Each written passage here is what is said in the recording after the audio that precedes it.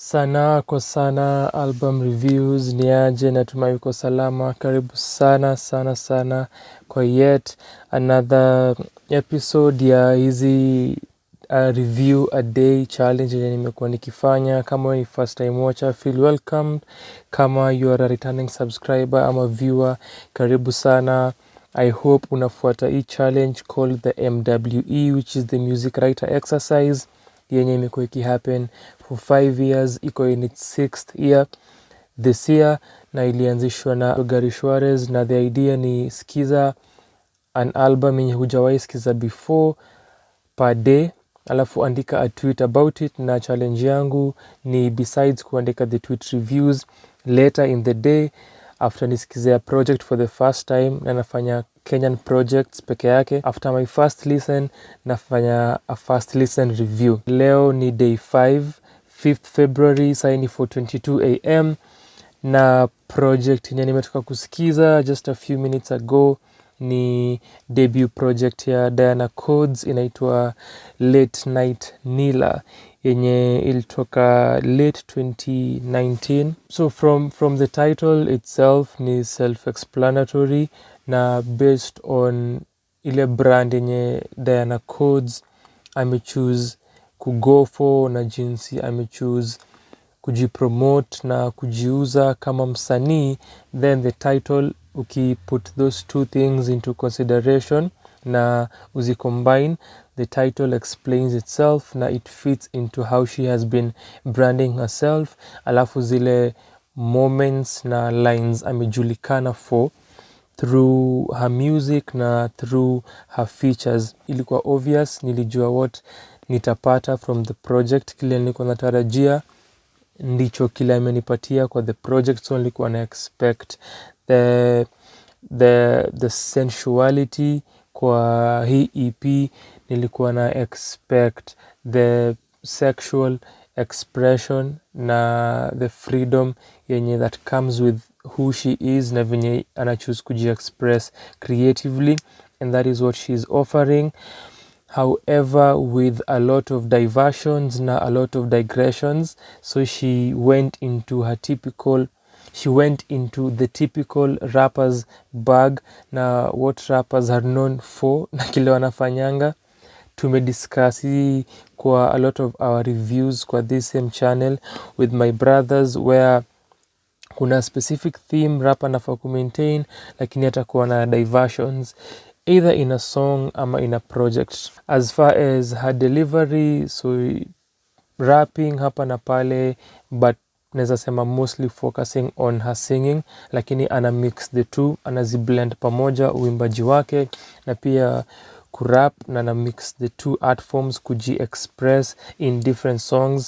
Some of them anaimba, some of them ana mix kuimba na kurap, lakini the singing ndio a majority of the project. Alafu sound ni it has R&B, ikona trap, ikona trap soul, ragaton, dancehall na aspects za pia I could say afropop na some Caribbean stuff hapa na pale, especially kwa track kama Reggae Muffin, track kama East Side, you get that a lot. Gagula Gugu ndio unapata the ragaton aspect of the project.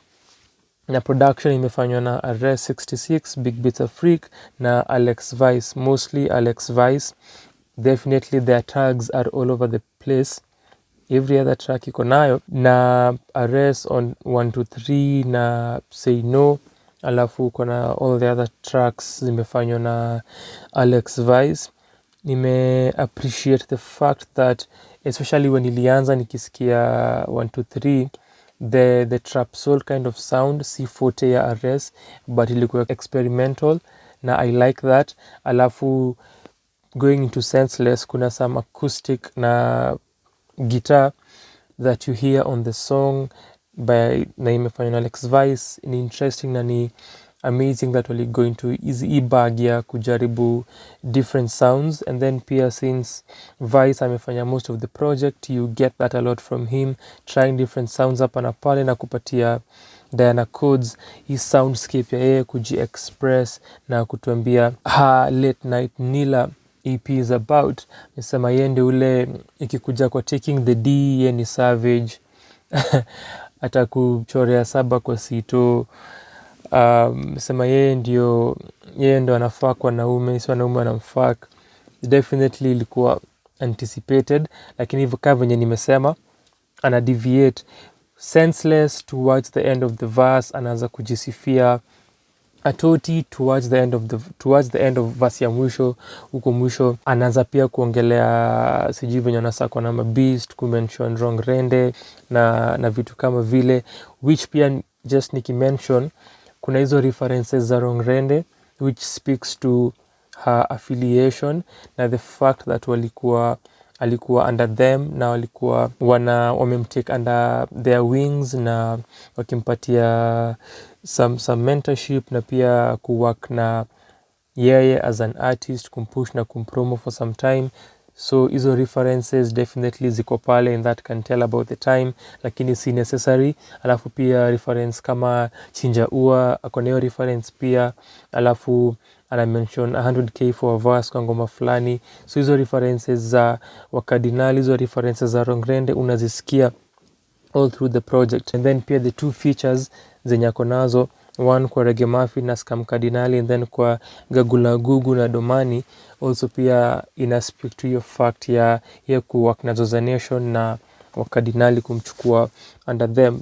And even for me the first time nilisikiza ilikuwa kwa Better Days mixtape ya Better Days, the song kwa mixtape ya Cardinali ndani ya Cockpit 2, but nilikuwa nasema mwisho wa toti ana deviate kwa hiyo verse. Ukisikiza Prizes she does the same, so ana get into this zone na hii kitu yenye rappers hupenda kufanya, yenye unashindwa kustick to maudhui ya ngoma fulani. Ngoma ni yako, wewe ndio umeamua what you want to speak about, wewe ndio umeamua what you want to sing about, to rap about, wewe ndio umeamua what you want to write. Kwa hivyo just do us the favor na stick to ile theme umechagua we mwenyewe from start to the end. Tusikuwe na hizi deviations hapa na pale. The two feature verses and that deviation from a main theme, hata ngoma ka Reggae Muffin haifit kwa hii project. I think kwa the Gagula Gugu na kitu kama East Side, now kuna hizo digressions in those individual tracks which ni highly unnecessary and zina dent the flow na the thought process ya the project. The feature verses ya Scam Cardinali a fairly okay verse, and then akona misogynistic angle ya bitch niggas vaini mastalking when kadem usikae na sisi, which I have lamented about over and over again. And then ukona the ragaton song that is Gagula Agugu track ya mwisho yenye ina feature Domani, and his verse unaweza tell alikuwa na struggle kuvibe na hiyo beat, unaweza tell na struggle kuandikia hiyo beat na kuflow kwa hiyo beat. Naelewa the feature verses zilikuwa critical for Dyana Codes as her debut project na yeye kuwork na wakardinali na Zoza Nation, lakini the verses that she got just average verses, and verse ya Domani ni worse than Scars, especially because ana struggle with the beat na he doesn't get to blend na hiyo instrumental ndo deliver verse yake fiti. So there is that, na even in that song in itself Dyana Codes anagusia various topics hapa na pale, and some lines zinatoka kwa the theme that we have, the production, what sa kwa Say No which is produced na Res 66, how the beat in most of the song inamu overpower the instrumental overpowers her vocals kwa that specific song. So kuna that starting part where you hear all the instruments and it's loud, and then akikuja kwa the verse inatulia, but later on pia when the kicks and snares come back na you hear the beat fully, it's too loud na ina overpower, and that also happens again later into the song. That was not done well, it was done poorly. Her singing, now what she can do ni her singing, sita sema ni ni monotonous, but ndasema akipata production na akiget production that suits her, na pia akiweza kupata ile sound inamsuit kabisa that applies to her voice, inaweza work fiti sana for her. Inaweza work fiti sana for her akiperfect your delivery. Ukisikia kitu kama 1 2 3 ina feel like a Sia rip-off ama a Sia impression, na unaweza tell ana struggle ku-maintain na anashindwa ku-maintain hiyo tone ya delivery yenye ana choose ku-go for kwa hiyo ngoma. Na there's this kind of voice that she tries ku hold a note in some instances na it fails. So the thing ni akimanage ku understand the specific range ya voice yake na ajue kuitumia, it can work really well. Alafu pia apate ile sound yenye ita correspond fully na ita align na sauti yake, atakuwa na amazing projects, na pia akuwe na more direction kwa projects akichoose kukalia kazi na akichoose kuandikia maudhui fulani na stick to that, itamfanyia a lot of favor. Then kuna hizi references za akona a lot of money references in most of these tracks, a lot of money references kwa most of these songs, and on top of the Rongrende ones zenye nimemention before, but alikuwa na chance here just to focus on what her brand has been about na what she has been about, na vile amekuwa kijimarket na kujipush, lakini imedeviate a lot. Ya production, yes, imekuwa experimental upande wa producers na nini,